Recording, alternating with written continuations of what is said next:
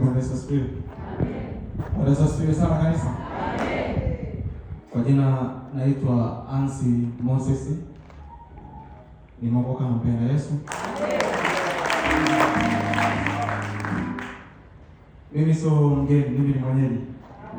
Sema nyumbani. Amen. Unajua katika huko na kule kwenye maisha ya ujana kuna wakati shetani anakupigia vibes, lakini kwa kuwa ukiwa wa asili, Mungu lazima akurejeshe nyumbani. Mungu asifiwe. Natokea Usariva Laganga, lakini nilikuwa naishi Dar es Salaam Kawe. Leo niko mbele yenu kumshukuru Mungu, kumshuhudia matendo makuu aliyonitendea. Kwanza namshukuru Mungu sana kwa sababu ni kwa neema, sio kwa uwezo, kwa akili, kwa nguvu, ila ni kwa upendo na neema alizonitendea yeye kuweza kufika tena hapa leo. Pili, napenda kumshukuru mtumishi wa Mungu Apostle. Mungu azidi kukubariki, akutie nguvu, azidi kukuzidishia, azidi kukupaka mafuta mtumishi wake, azidi kuhudumia wengine na wengine. Vile vile napenda kumshukuru mchungaji, mama mchungaji. Mungu ni mwema. Mungu ameona, amejibu maombi yako. Leo hii nimeweza kusimama mbele yenu tena. Niwashukuru watumishi wa Mungu, makomando, maana ni makomando. Haikuwa rahisi. Timu ya mama kipenzi Agnesi na Machameni na jeshi lake wote niko hapa na familia. Mtumishi wa Mungu niseme mwanasheria wa Agnesi, uwe ni fida pale ulipo, Mungu akuzidishie.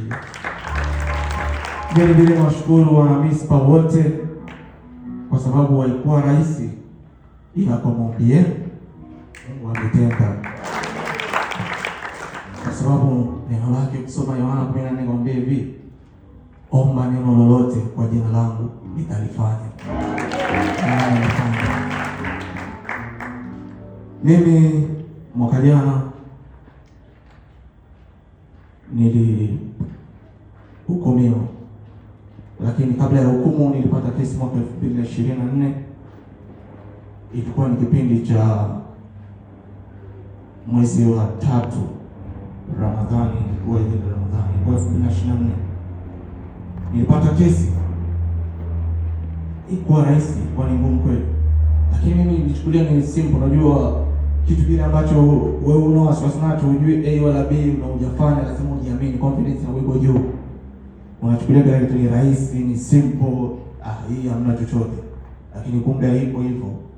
Akipindio mbaya zaidi, Mungu tumemweka kama watu wa 10, mambo ya dunia ndio yako mbele. Hapo ndio ilikuwa hatari zaidi. Kweli niliweza kukimbizana nayo. Nilipata mgeni siku hiyo, ilikuwa ni saa 12. Ilikuwa imekaribia muda wangu kama kawaida kuondoka kwenye majukumu yangu. Nikagongewa mlango, akaja nikafungua, akaja dada mmoja. Akajitambulisha. Akaniambia, "Samahani, nilikuwa namuulizia Shabani." Nikamwambia, "Hapana, Shabani mimi simjui. Hapa ninakaa mimi. Hapa akaishi Shabani." Akaniambia, "Hapana, hapa anakaa Shabani. Shabani anakaa hapa." Nikamwambia, "Samahani, wewe unabishana na mimi? Wewe ndio mwenye chumba au mimi ndio mwenye chumba?"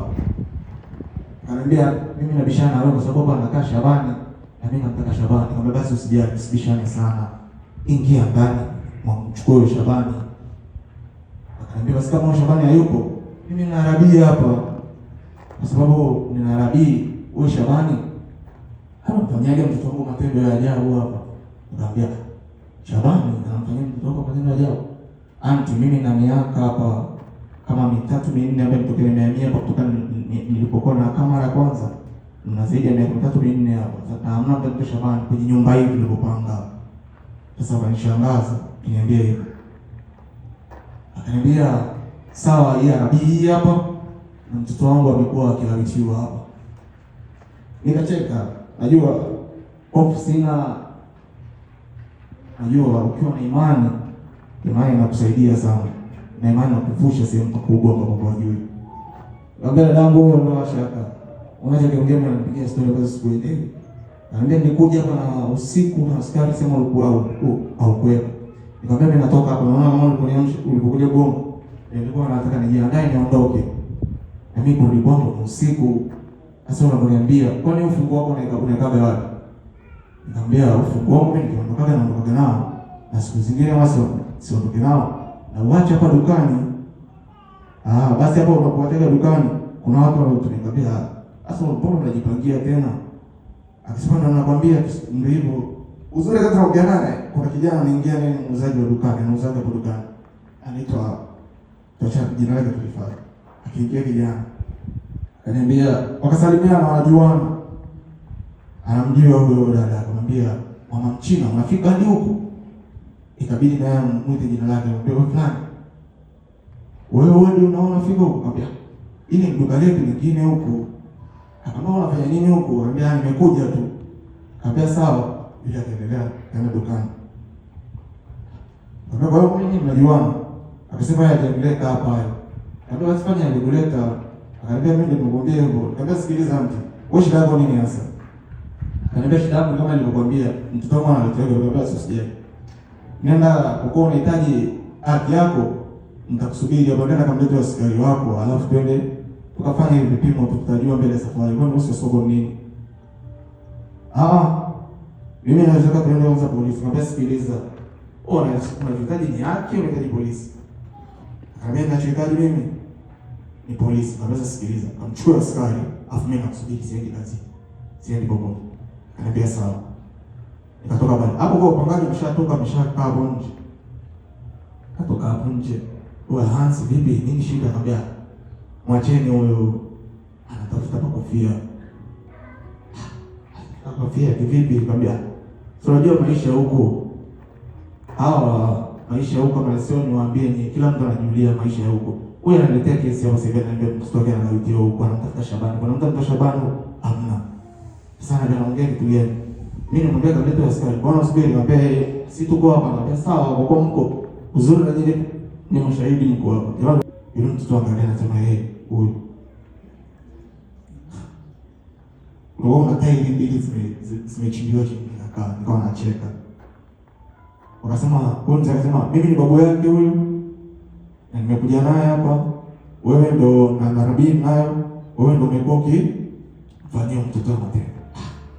Ikabidi nicheke. Nikamwambia mzee wangu sikiliza. Wewe ni mtu mzima alafu mzee wa makamu. Huyu mtoto unamfundisha nini? Mbona unamtengenezea matatizo ya baadaye? Ama mjenge mnamharibu. Usitufundishe. Yaani una makosa tunatoa tena kutupa elimu, unatuelimisha sisi. Kaambia sema waelimisha, mnakosea. Wewe mzee kabisa mmoja muulize swali moja. Hapa wewe mzee umekuja na nani unamjua hapa? Mtoto anakujua. Huyu ananijua kwa sababu nimemuelekeza. Na hizo maisha mnayotafuta maelekezo yanayofuata kupata kutoka kwenu. Tusibishane sana. Tunataka sheria ipate mkondo wake. Nikamwambia okay. Isiwe maneno mengi. Wale majirani wananiambia, hebu kikubwa mzee unachotaka nini? Sheria ipate mkondo wake. Wakati tumefika tuko katika njia, nikamwambia sikiliza mama mzee wangu. Sikwenda ile hospitali fanya ingekuwa vizuri. Tupitie kituoni hapa, tuchukue na askari wale shahidi. Ili askari tunapoenda huko pale tusiukane. Geukia pale. Tunamfikisha. Wanatisha.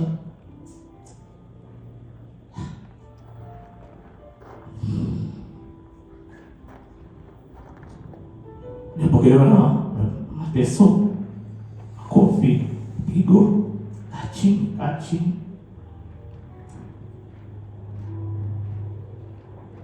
Sema ina shida. Unajua ni ushindi. Ni lazima upitie mateso. Nikakalisha chini pale, nikamwambia sasa askari, tusikilizane. Mnapoenda sio sahihi.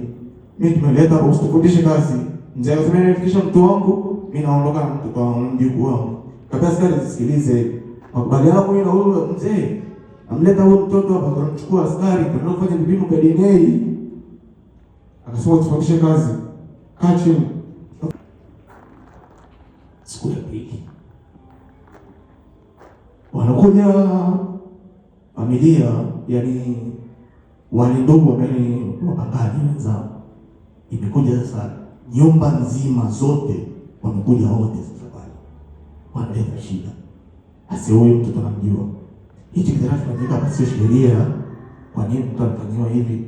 Sasa uzuri pale ile kisero kile ventilation kwa bani kwa unapanda unachungulia angalia corona yake inachungulia miezi na miezi. Siku hiyo naenda Kusai hakuna kizuizi. Ate mheshimiwa nani meja anasema usubiri hapa usiondoke. Nikapigia simu, vipi shwari, wewe wapi? Niko sehemu fulani, subiri hapo usiondoke. Sawa, subiri. Nimekaa wewe nikamsubiri, akafika ananiambia sasa askari anasema mwekeni na Gabo mnenge nani kwa begi lako hilo linakuja. Alitolewa kitu kwenye begi pale, apigia ndugu zako mpaka kuja kuzamini mahakamani. Wala sikuelewi. Tukuja mahakamani. Shida yako imekuja unakopanya mahakamani. Kabla sasa. Sawa, ngoja nipige simu. Kabla nipase nianze kupiga. Vitu vilivyoona kwenye begi pale. Apigia jirani pale karibu, jamani. Wewe mimi nazuia hapa, kwa nini nazuia na mboa? Tulikuwa nenda mahakamani, wananiambia sasa ina shida. Tunakuja. Hata wanaulizana vipi? Simu na yeye anapigiwa sasa kutoka mamani. Tunamhitaji mtu afike sasa hivi. Gari itakuwa itoe gari ya kabini mpasho. Kaambia, "Bado gari." Ngoa utabiri mwingine baadaye hapo ondoke mtachukuliwa kwa shirikishi askari mmoja. Wakati najisumbua, mimi hata mkiniambia niende mahakamani au naenda hata msonye. Sio mimi sina kosa lolote na sisi chochote. Kosa la mbana nalo nataka kabini ndio shaka kwa mimi sisi chochote kinachoendelea. Basi sawa. Lakini kwa kosa lako inazaminika, mtoa zamini. Zamini mzuri wa zamini walikuwepo. Nikawekewa zamana.